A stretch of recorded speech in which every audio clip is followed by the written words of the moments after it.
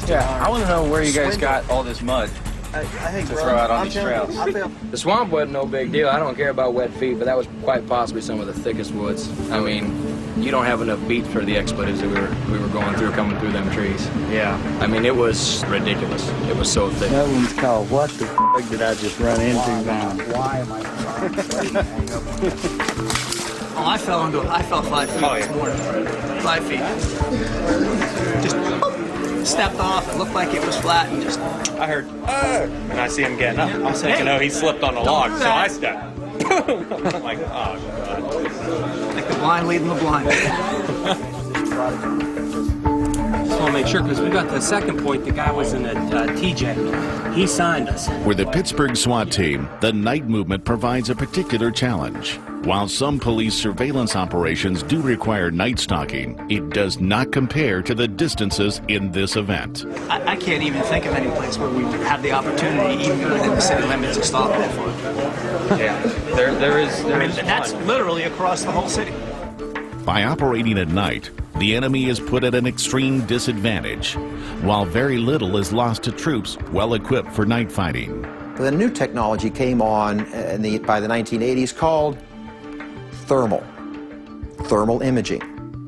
Instead of using the light of stars or any ambient light that was out there, instead you were intensifying the heat signature that was given off by an object. Every object in nature has a different reflective quality. It will soak up the sun's rays or will put off and reflect a different heat signature. And so if you have a tank that has soaked up heat from the sun all day, or you have a human being who is 98.6 degrees moving across the battlefield, that's going to look different and be seen by the scope differently than the surrounding area. And that's what thermal sights do. They allow you to see the differences in heat so you can see objects in the dark. It was a good walk in the woods. You know, we get your stride and then you just walk. But other than that, it was just muddy. Yeah. That was it. You know, it was... Protecting the gun was a big issue and all of that vegetation too. So, you know, we were careful when we crossed creeks or stuff like that. To hand the gun off, make sure it's protected at all times. Once teams reach the final checkpoint, they are moved directly to the stalking range to prepare their gear for the next event. The stalk will be an extraordinary challenge. With last year's failures on the minds of new competitors and returning teams alike, everyone must be at the top of their game. Coming up on Top Sniper. Well, you know, the stalking exercise, it's almost a culminating event. That's where we have the most drops or failures. You are now under observation! Camouflage is the way to go for a sniper.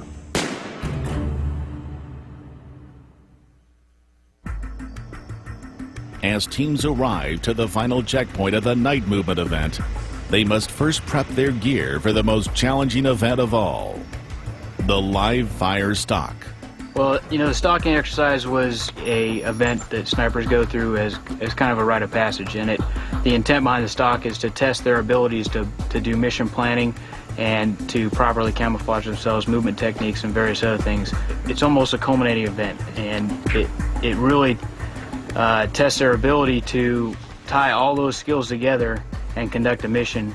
It's a very difficult exercise, and historically that's where we have the most drops or failures within the school. This challenging skill is taught to all sniper school students, and the instructors work tirelessly to teach them the skills necessary for survival in the real world.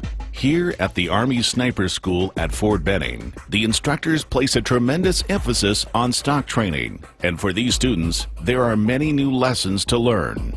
Well, what it's going to teach them is no matter where you are, you need to move slowly, observe your surroundings, and blend in. Camouflage is the way to go for a sniper. Being detected by the enemy is a matter of life and death. If he is visible in any way, whether it be by the naked eye or some form of electronic detection, the enemy can infiltrate his position with deadly results. They're all thinking that the uniform that they're designing is like a cloaking device, and it's not actually. All they have to do is basically the base camouflage. They still have to add natural vegetation, especially in the woodland environment that we're in now. Our instructors try to emphasize camouflage techniques that are obviously a big one, making sure their weapon is camouflaged properly, make sure they're camouflaged properly, using natural vegetation instead of just a big suit with burlap on it.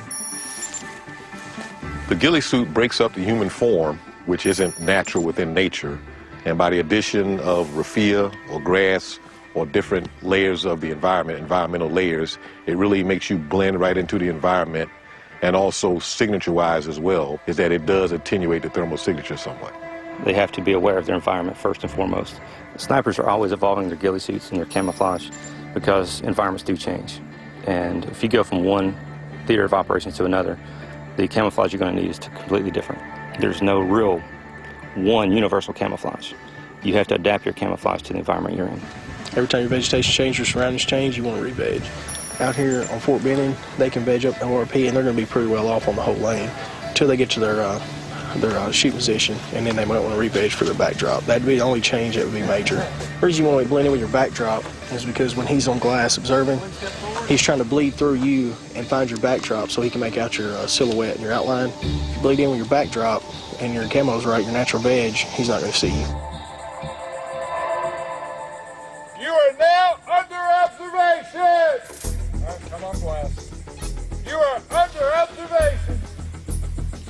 They're going to fire a blank round to say that they have us in their sights, so they got to watch their camouflage all around them just to make sure they can blend in and make the shot without getting compromised. Before making the stock, the sniper team must analyze the terrain and determine which path allows them the most concealment.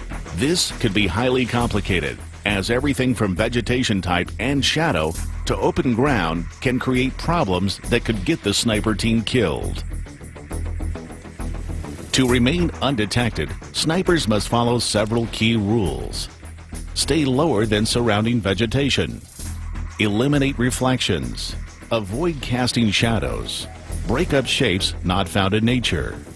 And above all, make no movements that give away your position. Paralleling the objective will be about the common mistake.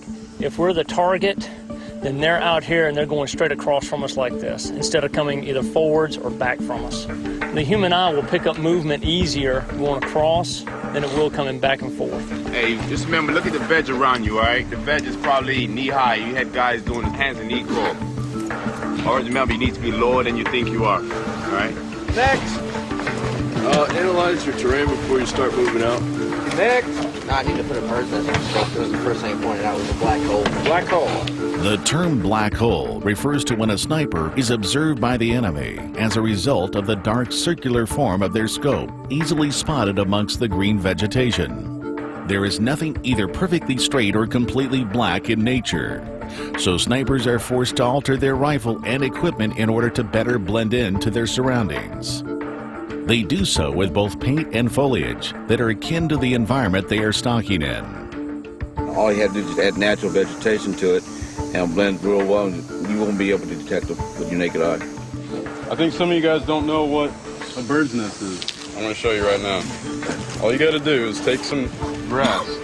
You're just going to roll it up inside there, and you can see perfectly fine through it. Bird's nest or a small disc or veil. How many times have we talked about putting a veil over the scope? You go to shoot, take your hat, turn it around, and put your veil over